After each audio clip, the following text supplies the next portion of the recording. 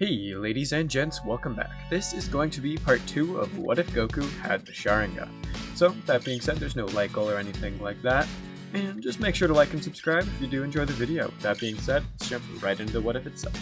So, Goku would begin his training with Kami, and Kami's main goal here is to get rid of the hatred that basically that Goku has, but he can already sense it diminishing away after the Dragon Balls were used to revive all of his friends.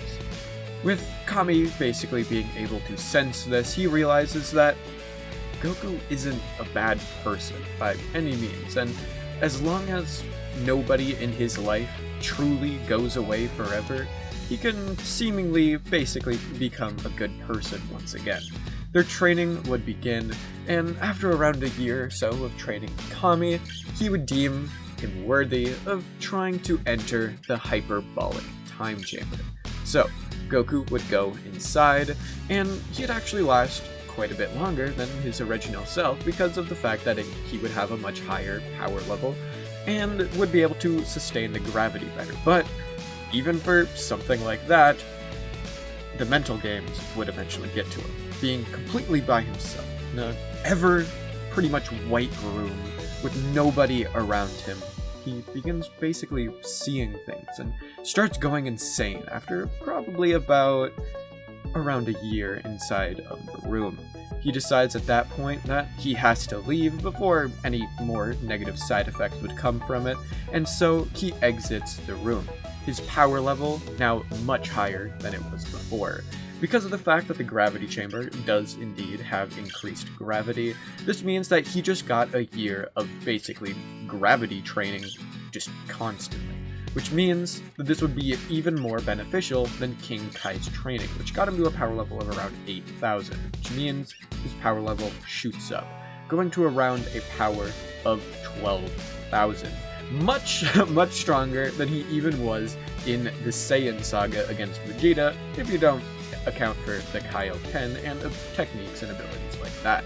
So, they would continue on with their training, as Goku would once again basically regain his, sanity and everything of that sort, and he also does age a year, which means he is around the age of Bulma actually now, and is actually more so a matured adult here in this What If.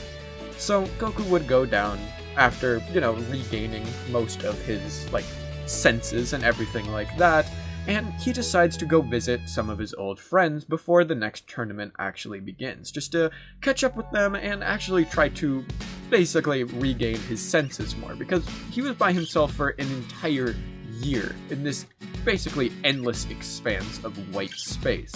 And so he decides to go down to where everybody is, first heading to Capsule Corp, where he meets with Bulma. Bulma and Goku would begin talking and catching up on everything that actually had happened, and decide, for the good old days, and basically to remember exactly what had happened, they decide to go and gather all of the Dragon Balls once again.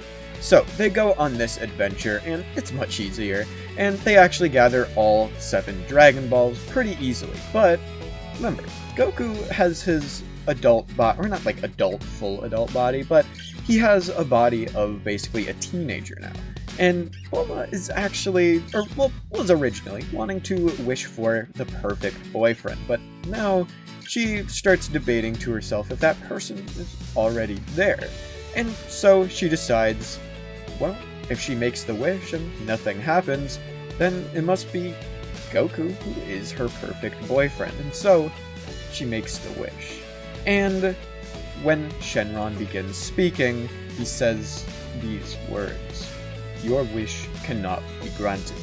And Bulma wonders exactly what this means, and doesn't really question it any further, just thinking that maybe that just means that he's already here, and decides to let Goku have the wish. Goku looks up now at Shenron, and is wondering what exactly he should wish for. He begins debating different ideas in his head, and eventually comes to the conclusion that maybe he can wish for something to help his eyes out, because whenever he activates his Mangekyo Sharingan, like say when he was training with Kami, and everything like that, his eyes would get closer and closer to becoming blind, and he asks Shenron, "I want to have the ability to basically have my eyes not ever be damaged again, and I want them to be restored. And Shenron looks down at Naruto, his eyes would that's not right, Goku, he'd look down at him, his eyes would glow, and he says, "Your wish has been granted." And Goku's eyes would basically begin turning in his head, and he would have the eternal Mangekyo Sharingan now. So, Goku getting his wish would once again be going back to Capsule Corp with Bulma to basically drop her off, but as Goku basically carries her back to Capsule Corp, she looks at Goku in the eyes very deeply, most of the way through the flight, and is basically debating whether or not she should start dating him. He actually looks pretty hot now, she can't lie. And so, when they arrive back at Capsule Corp, before Goku is about to leave to go to Korin's tower to basically see if he can get any Senzu beans or anything like that before he heads off to visit back with Master Roshi and Krillin and everybody like that, Bulma would look at him and say, you know, things with Yamcha didn't really work out that well, and I was wondering if you wanted to go on a date sometime. Goku asks, what's a date? Is that food? And Bulma would begin explaining that no, a date is more so of a, thing that you do with somebody that you actually like quite a bit. And Goku was like, oh sure, I like you a lot. And he begins flying off in the other direction. Bulma blushes a little bit, but she isn't really too, like that, like how somebody like Hinata or something like that would be. And so Goku would go off to Korin's tower, getting some Senzu beans before heading off to where Master Roshi and his island are. He heads over in that direction now, and as he does so, he greets his friends. And he basically looks at Krillin and it's like, it's good to see you again, I haven't seen you since, And Krillin looks at him and, puts his head down and is like, yeah, I'm sorry I wasn't strong enough to defend myself back then, Goku, but thanks for your help.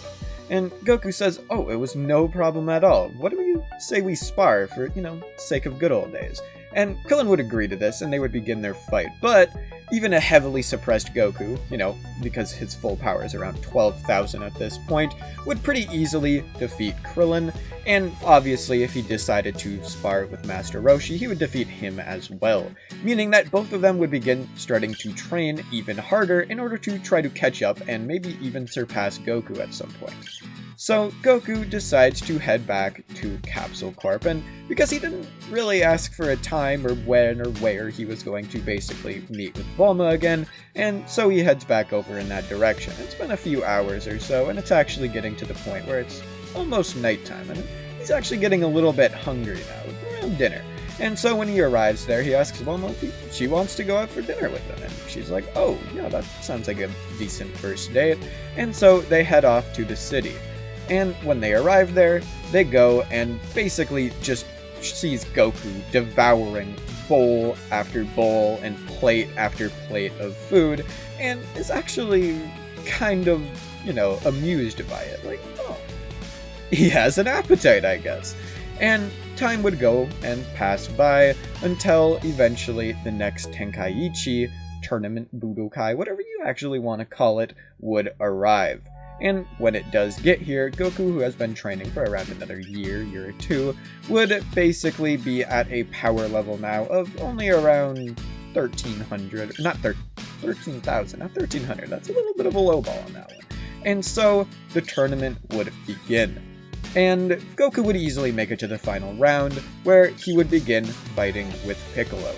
Piccolo had to train much harder than he did in the original. He was trying to catch up with Goku and maybe even surpass him, but just like with all of the other humans, that could only get him so far. He got to a power level of around 1,000, but that was not anywhere near enough, and Goku pretty much no-dips him and shows that he is much stronger than him, but he decides to give Piccolo a Senzu bean. He holds out his hand and asks for Piccolo to come and train with him in order to get stronger. Piccolo grabs his hand and stands up, but walks away, saying, I don't need your help. I will get stronger on my own, and I will beat you. I'll see you in the next tournament, before he heads off in the other direction. Chi-Chi still does her whole, you said you were gonna marry me thing, but because of the fact that Goku has been dating Bulma for over a year at this point, he says that, oh, but he likes somebody else, and so Chi-Chi gets basically rejected. And so the next few years would pass by. Goku has a son with Bulma, and actually ends up naming him Gohan. Still Gohan, not Trunks or anything like that, because he basically said that, well, it's in remembrance of his great-grandpa, basically. And this is where something bad would happen. Remember when Bulma wished for the perfect boyfriend? Well, it wasn't Goku. It was still Vegeta, but because of the fact that Vegeta was much, much stronger than Kami would have been, he decided basically to just say no. Kind of like how Goku did when he refused to be revived and refused to be transported by Shenron because he was much stronger than Kami. And this basically alerted Vegeta to something. When Shenron tried to summon him, we'll just say, for the sake of convenience to actually keep the story moving, that Vegeta actually knew the location of what was basically pulling on him, and he wonders exactly what it could be. Something was trying to take him, but he doesn't really know what, and so he decides to head off over towards that planet to try and figure that out. So, Goku, with his power level of around 15,000 or so at this point, would basically just be sitting there training in the gravity room where he actually had Bulma make, and he turns up the gravity to 100 times. Around another month or so would pass by, and Vegeta would arrive. He is confronted quickly by Goku where he lands, and Goku asks who he is and why he's here. He can sense the hostile intent from light years away. And so, Vegeta explains himself, saying that, "You're a Saiyan, aren't you, young one? Why are you here, and why haven't you conquered this planet if you were sent here?"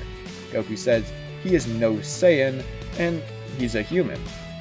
And Vegeta just kinda ignores this and says that, "Very well, you'll fight my lackeys first, and if you don't impress them, or even me, maybe we'll just get rid of you, because you won't be that useful against Frieza anyway." And so, their fight would begin. And Goku, with his power level, because of the 100 times gravity training, would be at a power level of around 50,000. This easily enough to take down both Raditz and Nappa with ease. And so, Vegeta says, "Oh, you can suppress your power level, eh?" Before smashing his scouter, throwing a power ball up into the air and transforming into a great ape. His power level shoots up to over 100,000, and so Goku would look up at him now, realizing that he was the one that killed Grandpa Gohan.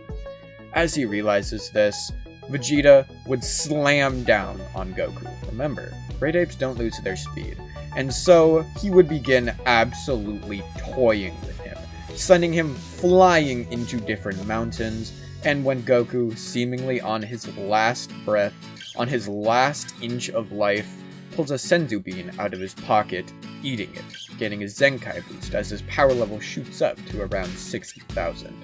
He then stands back up, activating his Mangekyo Sharingan as his power level goes up a little bit more, but more so just in speed. He then charges at Vegeta and easily dodges out of the way of any attacks that are coming towards him, but is pretty much unable to do any damage. And so, he activates something else. His eyes once again activate, and a aura basically exudes around him, as a blue Susanoo engulfs Naruto in a massive blue light. He charges towards basically where Vegeta is at this point. Not a perfect Susanoo or anything of that sort, at least not yet, but it is still the basically humanoid Susanoo that he can move around in and basically attack freely with. It charges towards where Vegeta is and draws its sword back, swinging it towards him. Vegeta manages to block the attack and knees the Susanoo in the chest, trying to send it flying back, but it seemingly just tanks the attack. It then goes for a left hook, actually managing to hit Vegeta and send him flying away in the opposite direction. Vegeta stands back up and is wondering exactly what he can or should do in this situation, but he gets an idea. he sees that at the location, at least where Goku is, he might just be able to pull him out of the Susanoo if he is able to basically put a massive hole in it, and then he can kill him that way. And so he charges up a Mouth Blast and sends it flying towards Goku's head where he's actually located. And so the attack would connect with Goku's sword basically in front of him trying to block the attack.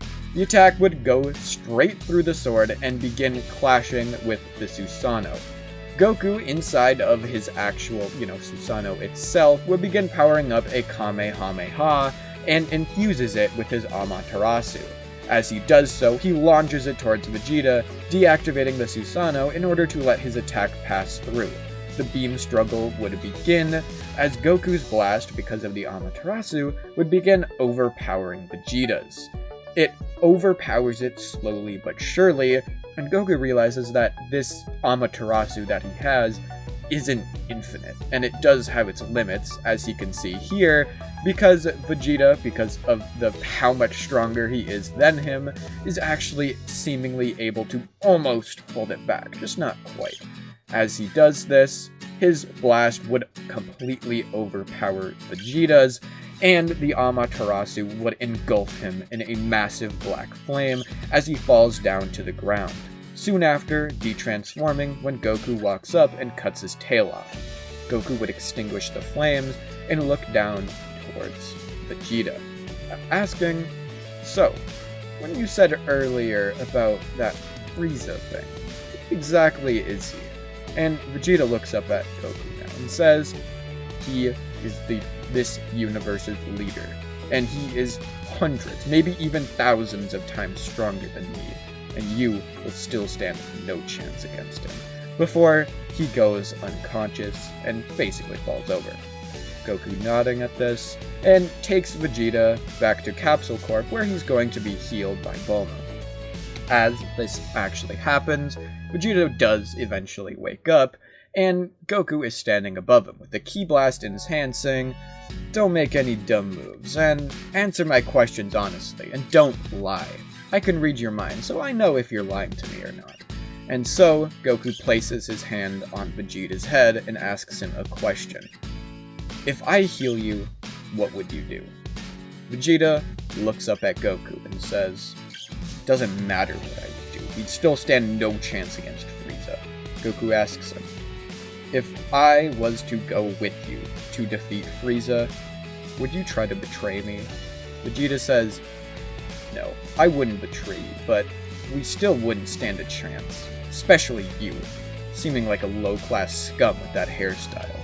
And so, Goku takes his hand off Vegeta, knowing that he was telling the truth, and so he gives Vegeta a Senzu Bean, growing Vegeta's power level immediately to around 24,000, still nowhere near Goku's, especially since he doesn't have his tail, and so their training would begin, where Goku would show how he got so strong with the 100 times gravity chamber.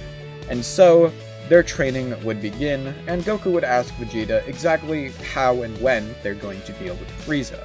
And Vegeta says, "We can just lure him in. Frieza thinks I'm dead," and he has Bulma repair his scouter.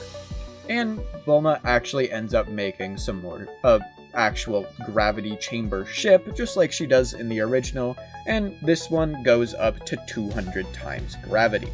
And so they fly off in the distance towards a basically completely abandoned planet, with Piccolo actually with them, who has been doing some training by himself, and when he sensed the battle with Vegeta, he decided to check out exactly what was happening, and he's been getting on that 100 times gravity training as well with Goku and Vegeta. And so, when they arrive on this planet, Vegeta turns his scouter on and begins communicating with Frieza, saying that he found a Namekian, and this Namekian has Dragon Balls on this abandoned planet, and Frieza might want them for himself, but Vegeta doesn't really want to do anything here, because for some reason, he basically thinks that this Namekian is stronger than him. And so, Frieza, really suspicious of this, but still decides to head off in that direction, as the Frieza ship a day or two later would land down on this abandoned planet. Frieza looks towards the small group of people in front of him, and he asks, "Where are the Dragon Balls?" And all of them get in a fighting stance and say, "There are no Dragon Balls." And as they say this, Frieza looks up, and the moon above them actually goes overhead, but the only one to actually be able to transform. All of them would begin powering up, going to their maximum power immediately.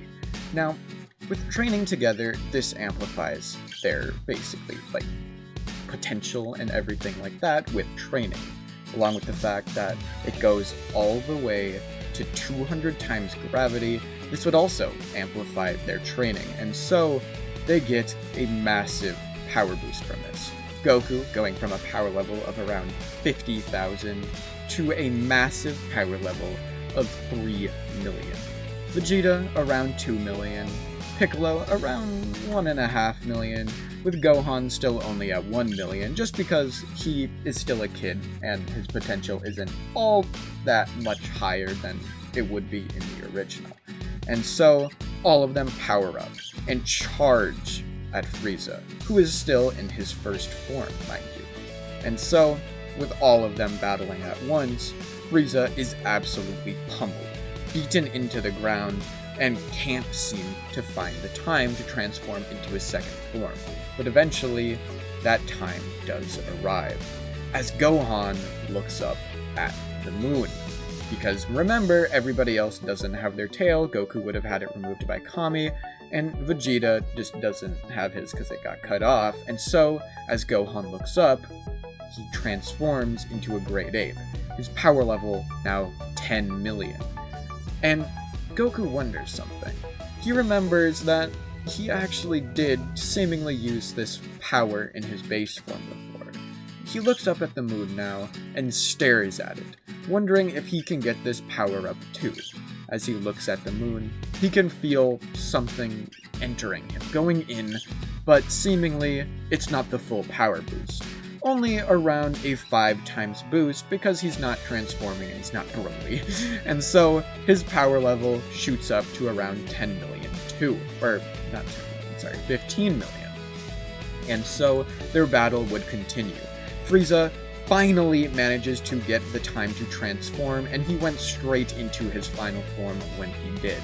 This was when Gohan began transforming, and he powers up, going into 50% of his maximum power, which is around 60 million. And so their battle would continue. It would be intense, but Frieza is just too strong. He sends a death beam straight through Gohan's tail. He de-transforms and falls down to the ground.